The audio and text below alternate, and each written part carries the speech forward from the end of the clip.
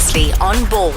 Man, it's a great privilege. Last time I saw these two guys, they were performing at Sexpo. We were all there together. Brian and Andrew. Now, don't be confused if you're watching on the cameras. Brian's in the white. Brian's in the white. Andrew's in the black. And if you don't have a color camera, then you know. Whichever one's the lighter one, I suppose, will be Brian. Yeah. And if you don't have a camera, just come on. This is Locnville. There'll be some way to tell. Have you dated twins? Actually, no, never. We haven't. I've never actually even thought about it. A lot of people have thrown that suggestion out, but I'm dating a twin at the moment. yeah, How is it? yeah. See, but it's much more acceptable if you're not a twin yourself. And Yeah. I'm assuming you're not. I'm not a twin. Is Gabby a Okay, twin? well, there Yeah. we go. Really? Yeah. With another girl? Yes. Well, it's a good question. Yes, you could have a twin brother. Exactly. No, she's got a twin sister. Identical? Not identical. Oh. Her sister's a lovely girl, Johnny. Oh, sure she is. Don't sit there and chirp from the sideline. No, but is she a lovely girl? Her Yes, sister? a lovely family. As hot? Yeah, smoking. Oh, yeah, right. Nice. Anyway, That is. the Locnville, geez, I mean, who could ever forget Sun in My Pocket? Hey? Jeez, we're trying to forget it, eh? Man, that thing just catapulted you guys from. I mean, listen, let's go a little bit back because you were born here. No, you were born born All the way around. Yeah. Okay, born in the States. All right, then came here. Yes. Yeah. At about 2 years old. All Or right, 18 months to be 18 more months. precise. Okay, Yeah. so born in the States, and then all of a sudden, how did it all begin? That all of a sudden nobody knew anything about you. Bang! The next minute you were flying all over the radio stations all over the country and all over the world. Yeah, well, I mean, it's like I can't say we didn't put our work in. We definitely like hustled a lot to actually get it out there. We shot the video ourselves with a bunch of student filmmakers that we're actually friends with, and then managed to just kind of get that onto some TV stations, and then submitted it to a few radio stations. And once it just started getting radio play, then everything just kind of picked up from there, and then kind of just kept the snowball rolling. So Now listen, when we first got to know you guys, Andrew and Brian Chaplin, everyone sat there and went, but they the grandsons or great-great-grandsons of Charlie Chaplin. yes, Yeah. Now there's a story that's been going around. Is this an urban myth? Is this truth? it's like There is yes and truth no. to it. Yeah. It's I know that the media ran with the idea that he was like our uncle or something like that, Yeah. which is completely unrealistic. But I think that the most In fact, I can explain it directly. okay, yeah, go for it. Our great grandfather and Charlie Chaplin's father were brothers. So he's like a great uncle, Yes. Yes. something like that. Yeah. So but you guys weren't in the will. No. No. Well, that was a whole separate side of the family. What a yeah. damn pity. I know, Because right? I was sitting and saying, this time of the year we could shoot off to Switzerland, go a little bit of ski Yeah, this- exactly. this- Yeah, this that's in time the, ahead, in the it's Chaplin definitely the plan. Lodge. I know. That could be a lot of fun. Absolutely. Yeah. Yeah. So Yeah, I haven't got my performing ski out in a while. has run in the family forever. suppose you could To say an that, extent, yeah. yeah. It kind of seems that way. I mean, I'd say there definitely is a little bit of running something. Now so then all of a sudden, Sun in My Pocket catapulted you guys into this massive euphoria. You got this incredible fan base. Let's be honest, you're two good-looking boys. Girls have gone ballistic all over the place. How do you maintain from there? Because everyone's sitting and saying, "Well, the proof's in the second album." Absolutely. So you go from these massive heights. Second album comes out. How did you guys feel? Did you feel it was going to be just up there again?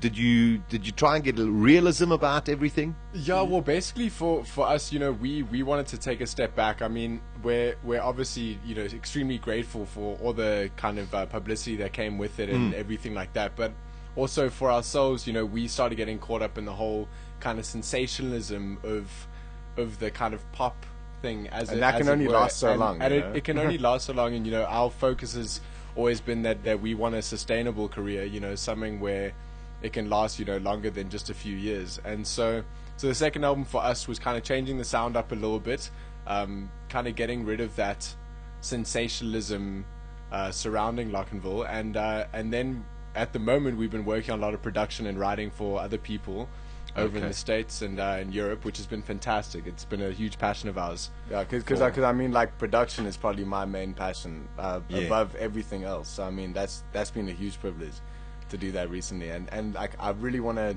continue that and also kind of get the whole thing out there that we do write and produce our own stuff. I know a lot of people didn't know that, and like, I try not to take it personally, but sometimes I'm like, oh, like, you know, come on, guys. Yeah, give it kudos where kudos are due. Give it some credit, you know. Exactly.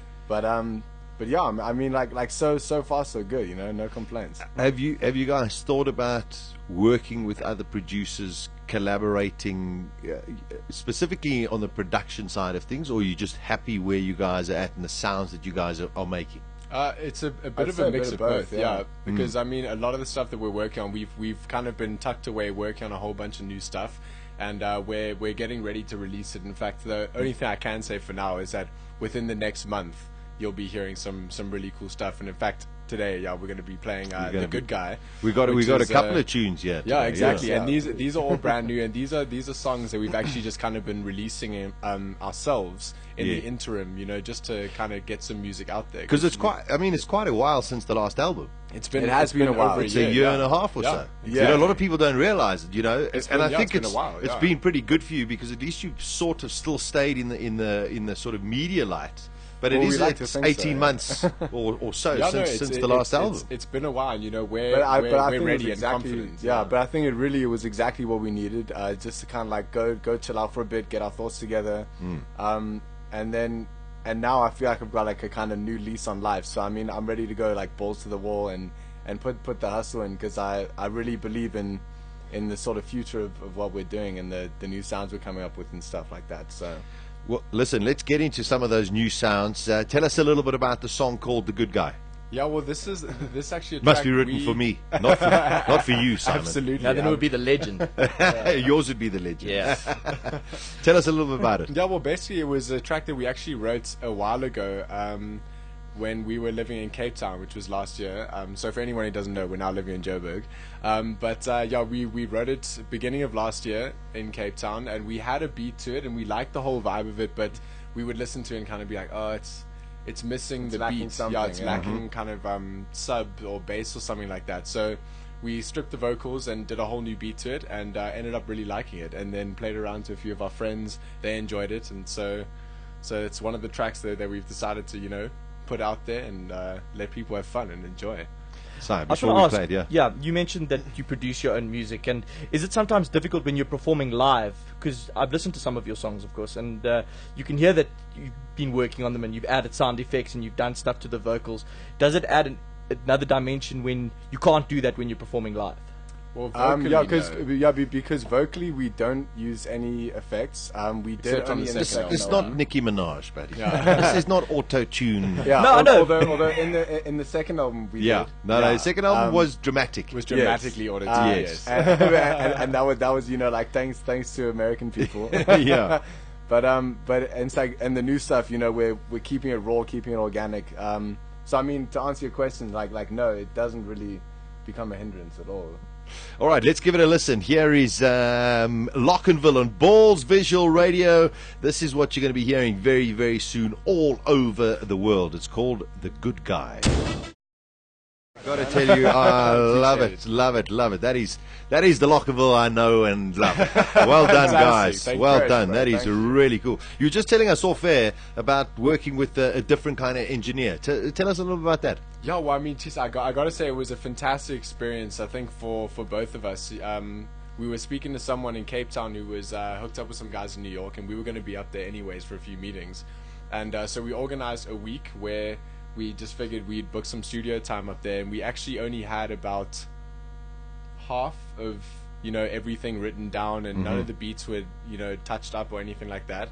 So we sat down, met up with this guy, Ben Lindell, and he was absolutely fantastic. And in 6 days, we ended up finishing most of the beats and writing like the whole album in about 6 days, and then getting it all done all in that 6 days. So it was like super. It was a seriously like, consecutive working 6 hard. days. Yeah, it was working hard, but it was It awesome. was like creative juices just like going mad. It's amazing that usually flows. Once you find something, you just manage to continue with it. Absolutely, That's the truth, yeah. right? And I mean, being in like in New York, you know, with all those lights at nighttime, you can't help but It just gets like you amped, get dude, inspired. yeah. Yeah. Now, okay, because we got to get into a whole lot of other things. Let's talk. First of all, is there going to be an album? Yes. When is the album due? What, as in coming? Now? Yeah, coming. I can say yes, and yeah, you can be expecting like quite a few releases actually. Like All right. interim releases until the final album. Yeah, because I mean nowadays that seems to be yeah, the modus I can also operandi. say like EP-ish. EP-ish. Yeah, okay, yeah. so those kind of things. But yeah, like. Yeah. Okay. Well, I got to tell you, I think that song's gonna that thing's gonna blow up. I Working appreciate in the States, doing that thing over there, does it help? Trying to get your music played in the States as well. Of course, yeah. I mean, because the guy we were working with, when we were recording all the stuff, often people would just walk in the studio and just come and, like listen in on the sessions. And, it's like people would come in, then like suddenly the head starts bopping, and then afterwards they're like, yo, this is mad. So, I mean, it's like the kind of reaction we got from people in the States was like, hey, guys, come here, what are you doing? And so we obviously took that into heart. But it's like, yeah, I'd say it definitely helps, getting more ears listening to your stuff. Of course, is yeah. always the Never a way bad to thing. get more people. Couple of last ones. Record company? Are you working with the record company? Doing it independent? What's your plan now? We're still working with with just music. Yeah. Okay, locally. great. Yeah.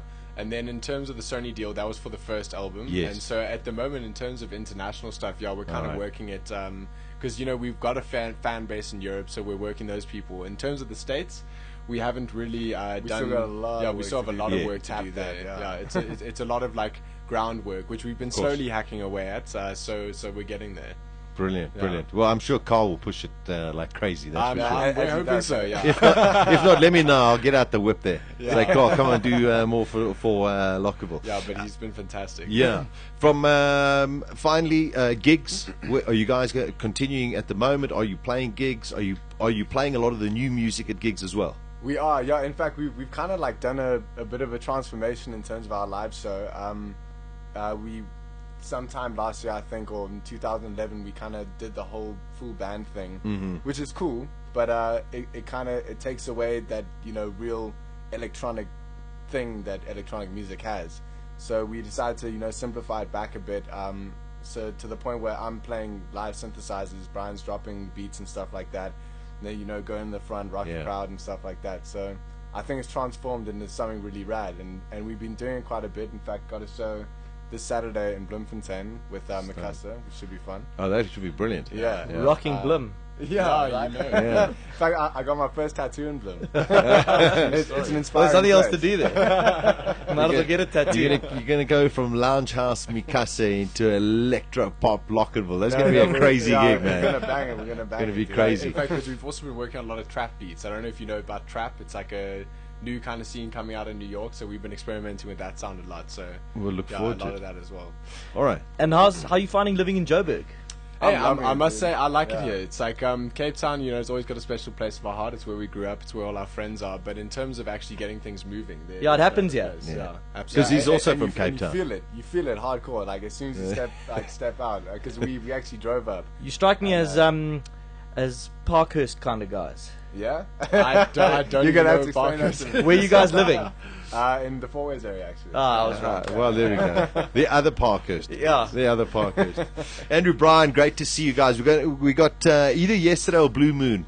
What do you want to play? That's a good question. Yeah. Let's go for yesterday because people have heard Blue Moon in our live Okay. shows. But No we one's haven't heard played yesterday. yesterday yet. Yeah. Excellent. Well, we're going to end it off there. Thanks so much for coming in. Thanks for Keep having us man. keep Yeah. keep Yeah, us in man. tune with what's going on, and we'll definitely. I can tell you now, a good guy is definitely going to be played a lot here on Balls Visual Radio. I Epic, appreciate man. it, I man. Thanks so appreciate much. that. Nice to see you again. bro. Yeah, nice to see you. Locnville live in studio with us on Balls Visual Radio. This is called Yesterday. This is Balls Visual Radio. Darren, Simon, Kate, and John. Weekdays from 3 p.m. to 6 p.m. Central African Time. Balls.co.za.